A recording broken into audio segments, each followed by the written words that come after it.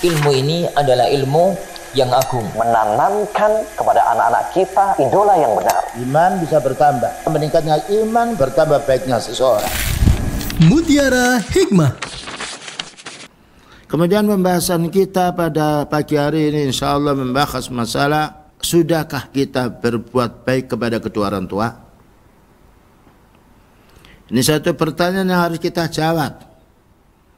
Ya, karena Allah Ta'ala menjadikan kita ini lahir tidak seperti Allah Ta'ala menciptakan Nabi Adam dari tanah, tetapi kita lahir dengan sebab kedua orang tua.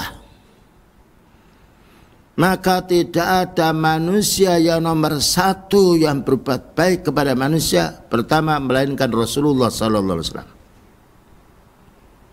Kenapa? Karena beliau menjadi sebab umat ini mendapatkan petunjuk.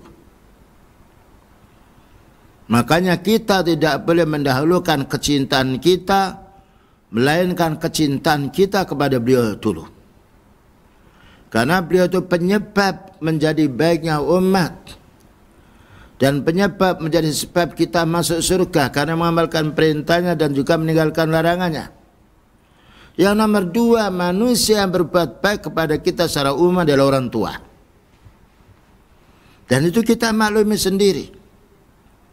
Bayangkan kita lahir ini tidak seperti ayam, langsung dia bisa bergerak dan juga bisa mencari makan sendiri. Kita lahir ini bisanya menangis, buang air, berak, kencing, itu pekerjaan kita waktu kecil.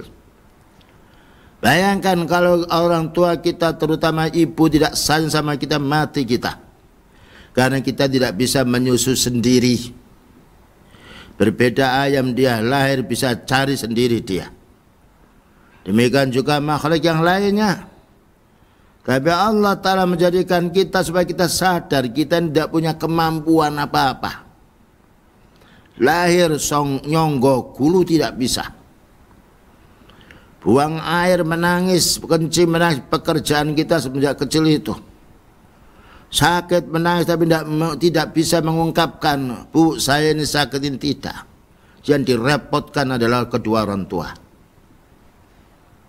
Nah, inilah jasa orang tua. Walaupun demikian orang tua ketika anaknya menangis bukan dipukuli, bukan dibunuh, disayang dia. Nangis disayang dia, digendong dia malam hari. Seorang ibu dia ridha berdiri menggendong anaknya dalam keadaan nangis.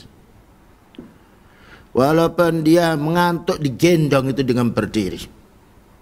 Sayangnya seorang ibu kepada anaknya. Tidak ada kesayangan yang melebihi kesayangan ibu. Bapak kalah. Karena Allah telah menjadikan kelembutan kepada orang, yaitu manusia, adalah ibu kepada anaknya. Walaupun dimarahi oleh anak, ibu itu masih ingat sayang. Nah, inilah yang harus kita paham. Yang nomor dua, kita kepada bapak kita. Bapak kita itu agak keras yang lainnya. Karena apa? Sibuk mencari urusan rezeki. Yang dihadapi itu di luar, bukan di dalam. Nah, kalau seorang ibu lain, makanya ibu itu kalau di rumah sayang terhadap anaknya.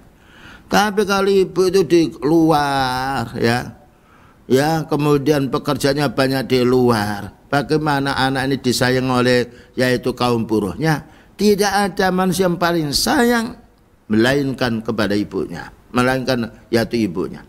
Karena itu Allah Ta'ala merintah wanita, memerintah kaum Hawa ini supaya tinggal di rumah, bukan keliaran di luar. Biar suami kita cari rezeki.